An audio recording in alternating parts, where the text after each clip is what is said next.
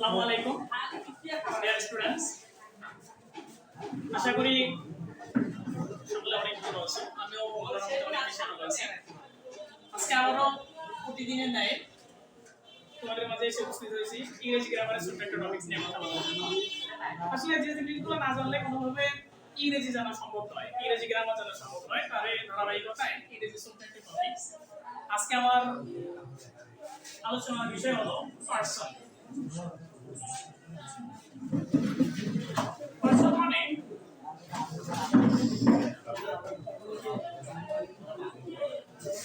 আজকে আমরা আসলে এই পার্সনের সিক্রেট ফাইন্ড আউট করার চেষ্টা করব যে পার্সন কাকে বলে, কত প্রকার, কি কি, এবং পার্সন কত কাজে লাগে, কেন আমরা পার্সন শিখবো, এই বিষয়গুলো সম্পর্কে আজকে আমরা কথা বলবো। তো শুরুতেই পার্সনের সংজ্ঞাটা আমাদেরকে জানা দরকার। আসলে পার্সন কাকে বলে? সাধারণত আমরা জানি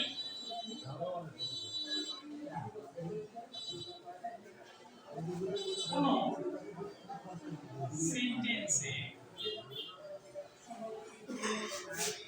সাবজেক্টে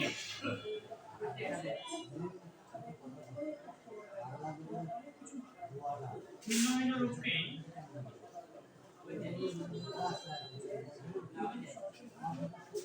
পার্সন বা পুরুষ বলে। ইংরেজিতে যেটাকে পার্সন বলা হয়, বাংলায় সেটাকে বলা হয় পুরুষ। তার মানে পার্সন কাকে বলে? কোন একটা সেন্টেন্স বা বাক্যে, ইংরেজিতে ব্যবহৃত কোন একটা সেন্টেন্স বা বাক্যে সাবজেক্টের ভিন্ন ভিন্ন রূপে পার্সন বলে। এই সাবজেক্ট বিভিন্ন জায়গায় বিভিন্ন রূপে বসে, আর এই প্রত্যেকটা রূপে এক একটা পার্সন। মূলত সেটাই যে কোন সেন্টেন্স বা বাক্যে ব্যবহৃত সাবজেক্টের ভিন্ন ভিন্ন রূপে পার্সন বলে। আমরা জানি পার্সন মূলত তিন প্রকার। আমরা যদি পার্সনের প্রকার আলোচনা করতে চাই,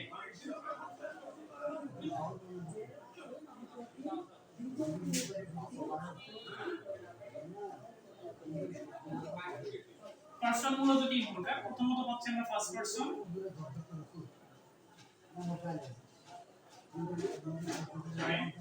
এক নম্বরটা ফার্স্ট পার্সন,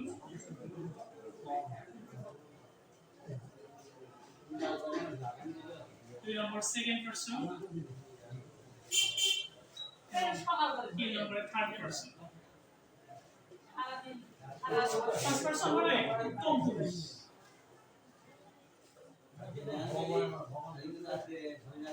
সেকেন্ড পার্সন মধ্যম পুরুষ, এবং থার্ড পার্সন নাম পুরুষ। তাহলে আমরা এখান থেকে পার্সনের প্রকারে তিন প্রকার পার্সন পেয়ে গেলাম। এক নম্বর ফার্স্ট পার্সন মানে উত্তম পুরুষ, যেটাকে ইংরেজিতে ফার্স্ট পার্সন বলা হয়, বাংলাতে বলা হচ্ছে উত্তম পুরুষ। এবং সেকেন্ড পার্সন মানে মধ্যম পুরুষ, আর থার্ড পার্সন মানে নাম পুরুষ। এখন এই প্রত্যেক প্রকার পার্সন সম্পর্কে আমাদের কিছু কেস জানতে হবে, যে আসলে ফার্স্ট পার্সন কাকে বলে, সেকেন্ড পার্সন কাকে বলে, এবং থার্ড পার্সন কাকে বলে। ফার্স্ট পার্সন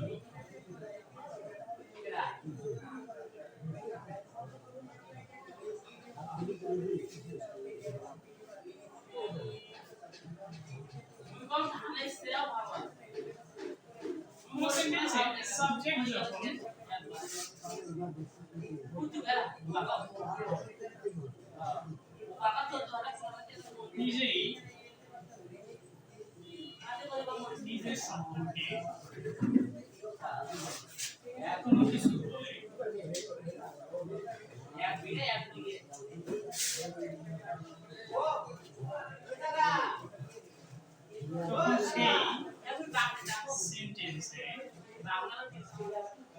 সম্পর্কে কোনো কিছু বলে, তখন সেই সেন্টেন্সে সাবজেক্টের ফার্স্ট পারসন হয়।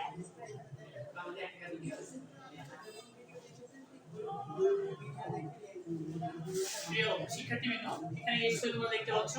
এক্স অলরেডি ফার্স্ট পারসন কাকে বলে? কোন একটা সেন্টেন্স বা বাক্যে সাবজেক্ট যখন নিজে নিজের সম্পর্কে কোনো কিছু বলে, তখন সেই সেন্টেন্সের সাবজেক্টের ফার্স্ট পারসন হয়। আর ফার্স্ট পারসন হিসেবে সাধারণত যে পারসনগুলো বসে বা সাবজেক্টগুলো বসে, সেগুলো হলো, আমরা যদি एग्जांपल দেখি,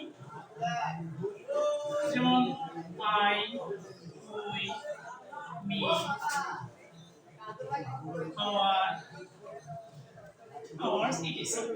সাধারণত কোনো সেন্টেন্সের সাবজেক্টের ফার্স্ট পারসন হিসেবে এগুলোই বসে থাকে। যদি আমরা এগুলো বাস্তবিক উদাহরণ প্রয়োগ করি, তখন দেখতে পাবো, যেমন I am going to school. এই সেন্টেন্সের মধ্যে সাবজেক্ট হচ্ছে আই, এখানে আই নিজের সম্পর্কে বলছে আমি গোইং টু স্কুল, আমি বিদ্যালয়ে যাচ্ছি। আবার যদি বলা হয় যে উই ইট রাইস, আমরা ভাত খাই, এই সেন্টেন্সের মধ্যে আমরা দেখতে পাচ্ছি সাবজেক্ট হলো উই এবং উই সাবজেক্ট নিজের সম্পর্কে এক্সপ্লেইন করতেছে যে উই ইট রাইস, আমরা ভাত খাই। এবারে আমরা চলে যাচ্ছি সেকেন্ড পারসনে। সেকেন্ড পারসন কাকে বলে?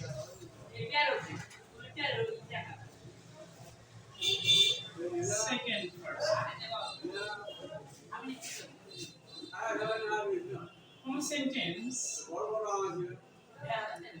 কোন সেন্টেন্সের সাবজেক্ট যখন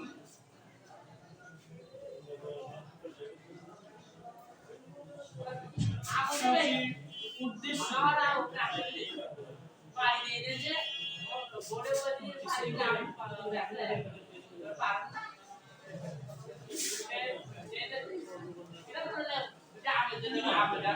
এখন এই ব্যক্তি ওই সেন্টেন্সে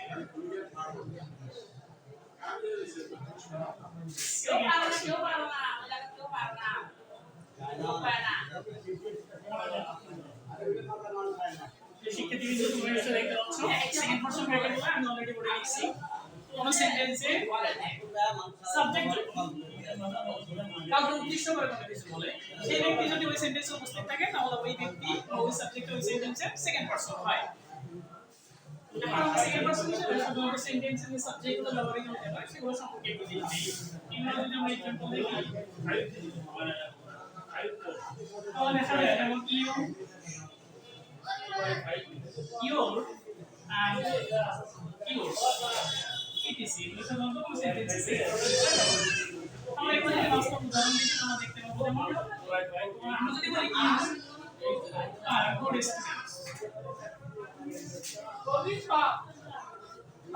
students, you are good students এই সেন্টেন্সের মধ্যে সাবজেক্ট হচ্ছে you এটা সেকেন্ড পারসন। কারণ এখানে যেহেতু আমি কথা বলছি, আমি বক্তা, সো স্পিকার যে কথা বলে সে বক্তা, সে যখন কাউকে উদ্দেশ্য করে বলে তারা যদি সেখানে উপস্থিত থাকে তাহলে তার সেই সেন্টেন্সে সেকেন্ড পারসন হিসেবে গণ্য হয়। তো এবার আমরা যাচ্ছি থার্ড পারসন। থার্ড পারসন কাকে বলে সেই বিষয়টা সম্পর্কে একটু ক্লিয়ার করব। থার্ড পারসন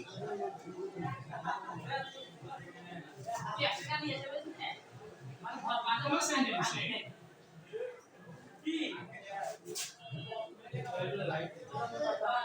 বক্তা বলে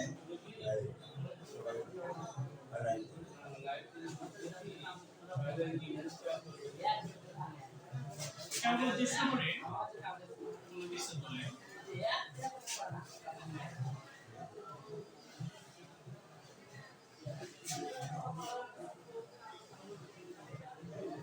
তখন সেই ব্যক্তি যদি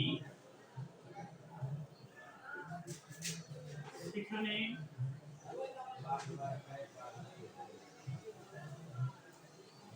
উপস্থিত না থাকে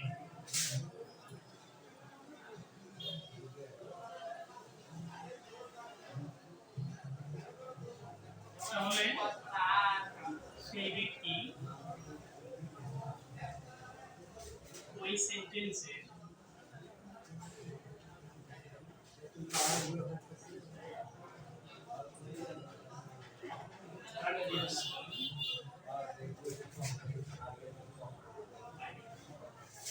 শিক্ষার্থী নিশ্চয় দেখতে পাচ্ছ আমি অলরেডি থার্ড পারসনের সংজ্ঞা লিখছি।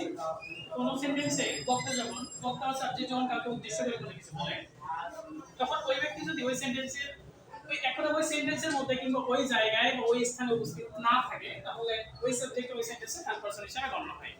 এক কথায় যে কথা বলে সে বক্তা, সে শব্দত্রয় ফার্স্ট পারসন, যাকে উদ্দেশ্য করে বলে সে সেকেন্ড পারসন, যদি উপস্থিত থাকে, আর যদি উপস্থিত না থাকে তাহলে থার্ড পারসন।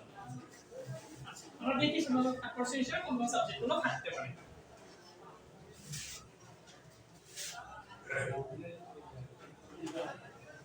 যেমন he, she, it,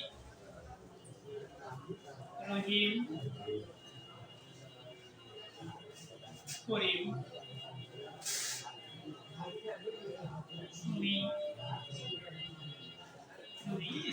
সাধারণত এই সমস্ত সাবজেক্টগুলো কোনো সেন্টেন্সে থার্ড পারসন হিসেবে থাকে বা থার্ড পারসন সাবজেক্ট হিসেবে বসে। এখন মূলত আমরা কি কারণে এই পার্সন আলোচনা করলাম সেই বিষয় সম্পর্কে আমি 2 মিনিট কথা বলতে যাচ্ছি। কথাগুলো অত্যন্ত মনোযোগ সহকারে শোনা দরকার। মূলত বিষয়টা হলো আমি যদি এখানে কিছু উদাহরণ দিই,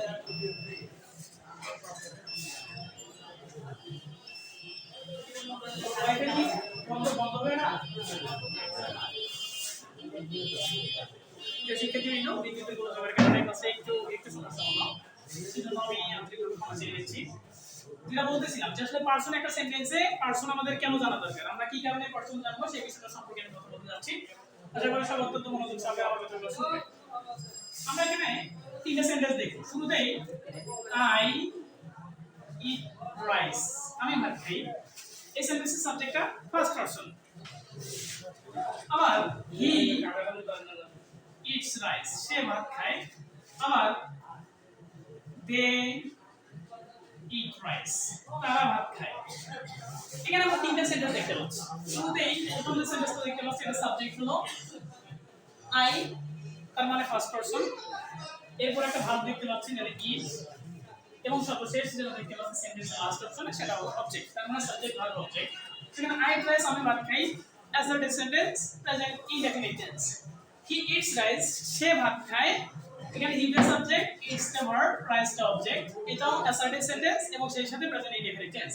এবং দে ইট রাইস, তারা ভাত খায়। এখানে দে দ্য সাবজেক্ট, ইটটা ভার্ব এবং রাইস দ্য অবজেক্ট। এখানেও তারা ভাত খায়, এটাও অ্যাসার্টিভ সেন্টেন্স সেই সাথে প্রেজেন্ট ইনডেফিনিট টেন্স। কিন্তু এখানে তিনটা সেন্টেন্সের মধ্যে আমরা ছোট একটা চেঞ্জ দেখতে পাচ্ছি। সো আমি আরো একটা এক্সাম্পল লিখে দিচ্ছি। যেমন ইউ ইট রাইস, তুমি ভাত খাও। এটাও এই সেন্টেন্সের মধ্যে ইউটা সাবজেক্ট, এটা সেকেন্ড পারসন, এবং ইট খাই, খাও, খায়, যাও, যায়, যান ইত্যাদি। সাধারণত যে সমস্ত পার্টিকুলার দ্বারা কোনো কিছু করা হয়, যাওয়া, খাওয়া যায় সেটা আমরা জানি ভার্ব বা ক্রিয়া। এজন্য ইট এই সেন্টেন্সের মধ্যে ভার্ব এবং রাইস দ্য অবজেক্ট। আমরা এখানে চারটি সেন্টেন্স দেখতে পাচ্ছি, কিন্তু কিছু কিছু সেন্টেন্সের মধ্যে জেনারেলি কিছু পরিবর্তন আছে, কিছু ডিফারেন্ট আছে। তো আমরা দেখতে পাচ্ছি আই যখন পুরো সেন্টেন্সের সাবজেক্ট হইছে, আই এর পরে একটা ভার্ব বসছে যেটা ইট, কিন্তু এই ইটের সঙ্গে এস এস নাই, ব্রেকে বলা হয়েছে আই রাইস, আমি ভাত খাই। অথচ আমি শুরুতেই বলছি যেটা প্রেজেন্ট ইনডেফিনিট টেন্স। আবার সেকেন্ড সেন্টেন্সে বলা হয়েছে হি ইটস রাইস, সে ভাত খায়, হিটা সাবজেক্ট কিন্তু থার্ড পারসন এবং সেই সাথে সিঙ্গুলার নাম্বার, যার কারণে ভার্বের শেষে আমরা একটা এস দেখতে পাচ্ছি। তার মানে এই সেন্টেন্সে যদি বলা হতো হি ইট রাইস, সে ভাত খায়, তাহলে সেন্টেন্সটা ভুল। কারণ আমরা জানি যখনই কোনো সেন্টেন্সের সাবজেক্টে থার্ড পারসন সিঙ্গুলার নাম্বার হবে তখন অটোমেটিক্যালি ভার্বের শেষে এস বাই এস থাকবে। সেখানে হি ইটস রাইস বলতে হবে, সে ভাত খায়। যদিও একই সেন্টেন্স একই টেন্স, কিন্তু subject third person singular number, সাবজেক্টটা ডিফারেন্ট হওয়ার কারণে ভার্বের শেষে এস এস আসছে।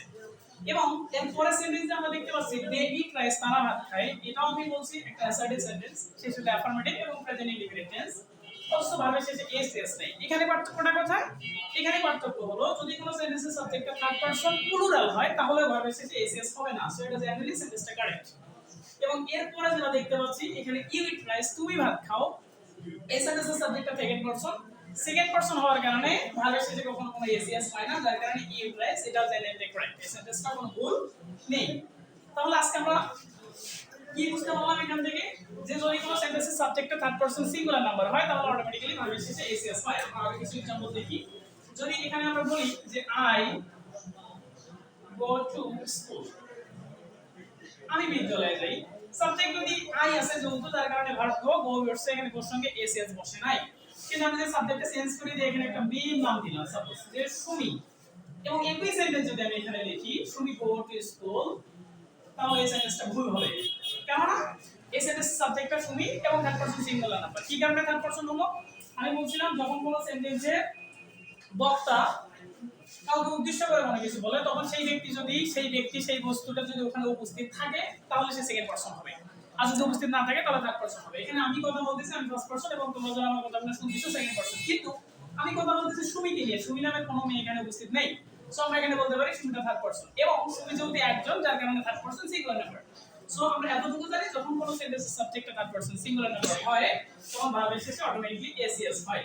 তাহলে এখানে আমাদেরকে ইএস দিতে হবে। এখানে ছোট্ট একটা কথা থেকে যায় যে আসলে আমরা কখন এস দেব কখন ইএস দেব। এর আগে I eat rice, he eats rice, সেখানে আমরা দেখছিলাম যে এস, অথচ এখানে আবার গো ছিল, গোর সঙ্গে হলো goes, she goes to school, সে বিদ্যালয়ে যায়, বা Sumi goes to school, Sumi বিদ্যালয়ে যায়। আমি এই বিষয়টা সম্পর্কে ক্লিয়ার করব, একটু মনোযোগ সহকারে শুনতে হবে। যখন আমরা ন্যাচারালি একটা বিষয় সম্পর্কে জানি সেটা হলো ভাওয়াল, আর একটা হলো কনসোনেন্ট। ইংরেজিতে পাঁচটা ভাওয়াল আছে এ ই আই ও ইউ, এছাড়া দুটো সেমি ভাওয়াল আছে ডব্লিউ এবং ওয়াই, আমরা দুটো আপাতত বাদ দেব। পাঁচটা ভাওয়াল এ ই আই ও ইউ, এই পাঁচটাকে বলা হয় ভাওয়াল। এই পাঁচটা ব্যতীত সাবস্ক্রিপ্ট লেটার বা বর্ণমালার মধ্যে আরো 21টা বর্ণ আছে, যেমন B C D F G H J K L M N X, etcetera. এই সমস্ত গুলো যেগুলো আছে সেগুলোকে বলা হচ্ছে কনসোনেন্ট। সো যদি কোনো ভার্বের শেষে লাস্ট লেটারটা ভাওয়াল হয় তাহলে তার সঙ্গে ইয়ার যোগ করতে হবে সেন্টেন্স মেক করার সময়। আর যদি লাস্ট লেটারটা ভাওয়াল না হয়ে কনসোনেন্ট হয় তার সঙ্গে এস বসবে। আমরা কিছু উদাহরণ প্রয়োগ করে দেখি। যেমন আমি একটু আগে লিখছিলাম যে উই প্লে ফুটবল, আমরা ফুটবল খেলি। আবার যদি এখানে আমি সাবজেক্টটা চেঞ্জ করে দিয়ে দেই যে হি প্লে ফুটবল, দেখেন সবকিছু ঠিক আছে, কিন্তু সাবজেক্টটা থার্ড পারসন সিঙ্গুলার নাম্বার, উইটা তো ফার্স্ট পারসন, কারণ বক্তা নিজেই নিজের সম্পর্কে বলতেছে উই প্লে ফুটবল, আমরা ফুটবল খেলি। সো এই সেন্টেন্সের সাবজেক্টটা ফার্স্ট পারসন, যদিও প্লুরাল নাম্বার, সিঙ্গুলার প্লুরাল কোনো ম্যাটার নয় ফার্স্ট পারসনের ক্ষেত্রে। কিন্তু দ্বিতীয় সেন্টেন্স আমরা দেখতে পাচ্ছি হিটা থার্ড পারসন এবং সেই সঙ্গে সিঙ্গুলার নাম্বার, মানে একজন, কি দ্বারা একজন, সে বা তিনি বোঝাচ্ছে। দ্যাটস হোয়াই এখানে আমাদের অবশ্যই এস বা ইএস যোগ করতে হবে, হয় এস অথবা ইএস। কিন্তু এস বা ইএস কোথায় যোগ করব আমি একটু আগে বললাম, যদি যেহেতু প্লেটা এখানে ভার্ব এবং প্লের লাস্ট লেটারটা এখানে দেখতে পাচ্ছি আমরা ওয়াই, তার মানে এটা একটা কনসোনেন্ট। যদি কনসোনেন্ট হয় তাহলে subject third person singular number হলে শুধু এস হবে, আর যদি এটা ভাওয়াল হতো তাহলে ইএস হতো। কোথায় ইএস হতো আমরা সে সম্পর্কে আবার একটা एग्जांपल দেখি। যেমন যেমন আই গো টু মার্কেট, আমি বাজারে যাই। আবার রিতা গো টু মার্কেট,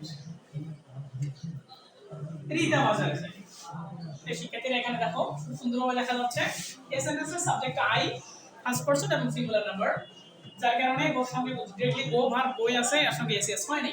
কিন্তু সেকেন্ড সেন্টেন্স আমরা দেখতে পাচ্ছি রিতা একটা সাবজেক্ট, একটা মেয়ে, third person singular number subject, যার কারণে এখানে আমাদের হয় এস নতুবা ইএস ব্যবহার করতে হবে। কিন্তু কোথায় আমরা এস কোথায় ইএস ব্যবহার করব জাস্ট এটাই ক্লিয়ার করার জন্য আমি এই এক্সাম্পলটা আবার প্রয়োগ করলাম। যেহেতু এটা থার্ড পারসন সিঙ্গুলার নাম্বার, আমি বলছিলাম যে যখনই কোনো সেন্টেন্সের subject third person singular number হবে তখন অটোমেটিক্যালি ভাবে শেষে এস এস বসে, কিংবা আমরা যদি সেন্টেন্স মেক করতে চাই আমাদের যদি দিতে হবে। কিন্তু এস ইয়েস হবে, এটা আমাদেরকে বলে দিচ্ছে এই সেন্টেন্সে যে ভার্বটা আছে গো, গোর লাস্ট লেটারটা হলো ভাওয়াল। যেহেতু গোর লাস্ট লেটারটা ভাওয়াল, যার কারণে এখানে শুধু এস হবে না, এখানে হবে ইয়েস। তার মানে আই গো টু স্কুল, আমি বিদ্যালয়ে যাই, রিতা গোস টু স্কুল, রিতা বিদ্যালয়ে যায়। তো সব কথা সারাংশ একটাই, যখন কোনো সেন্টেন্সের সাবজেক্টটা থার্ড পারসন সিঙ্গুলার নাম্বার থাকবে তখন ভার্বের শেষে অটোমেটিক্যালি এস বা ইএস বসবে। যদি ভার্বের লাস্ট লেটারটা ভাওয়াল হয় তাহলে ইএস দিতে হবে, আর যদি কনসোনেন্ট হয় তাহলে এস দিতে হবে।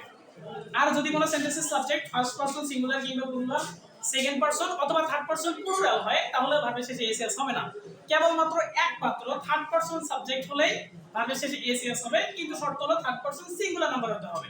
যদি থার্ড পারসন প্লুরাল, যেমন দে, দে মানে তারা, আবার এখানে দুটো সাবজেক্ট যদি এন্ড কনজাংশন দ্বারা অ্যাড করা যায়, যেমন সুমি এন্ড রুমি, দুটো সাবজেক্ট মাঝখানে একটা কনজাংশন দ্বারা অ্যাড করছি আমি সুমি এন্ড রুমি। এখানে যদি আমি গো দেই তাহলে সেন্টেন্সটা ভুল হবে না, যে Sumi and Rumi go to school, Sumi এবং রুমি বিদ্যালয়ে যায়। তার মানে এখানে সাবজেক্টটা যদিও থার্ড পারসন কিন্তু প্লুরাল, দুটো সাবজেক্ট এক জায়গায় অ্যাড করা হয়েছে। এখানে দে, আমি যদি বলি যে দে দে ইট ম্যাঙ্গো, তারা আম খায়। এই সেন্টেন্সের সাবজেক্ট দেখেন দে, দে মানে কখনো একজন ব্যক্তিকে তারা বলা যায় না, নিশ্চয়ই এর সাবজেক্ট একের অধিক আছে, অনেকগুলো সমন্বয় করে আমরা বলছি দে, দে ইট ম্যাঙ্গো তারা। আর যদি এখানে একজন সাবজেক্ট হতো তখন তো আমরা বলতে পারতাম যে হি খায় অথবা শি খায়, তার মানে একজন। কিন্তু যখন কয়েকটা থার্ড পারসনকে একত্রে করা হয়েছে তখন সাবজেক্টটা হয়ে গেছে দে, দে ইট রাইস, দে ইট ম্যাঙ্গো, তারা আম খায়। যেহেতু সাবজেক্টটা থার্ড পারসন কিন্তু প্লুরাল, যার কারণে ভার্ব জেনারেলি ইটেই থাকবে, ইটের সঙ্গে এস এস যোগ করা যাবে না। কিন্তু যদি থার্ড পারসন সিঙ্গুলার হতো তাহলে অবশ্যই এখানে একটা এস হতো, কারণটা হলো ভার্বের শেষের লেটারটা কনসোনেন্ট। থ্যাংক ইউ, আজকের মতো এখানেই শেষ করছি। সকলে ভালো থাকবে এবং আমার জন্য দোয়া করবেন। আসসালামু আলাইকুম।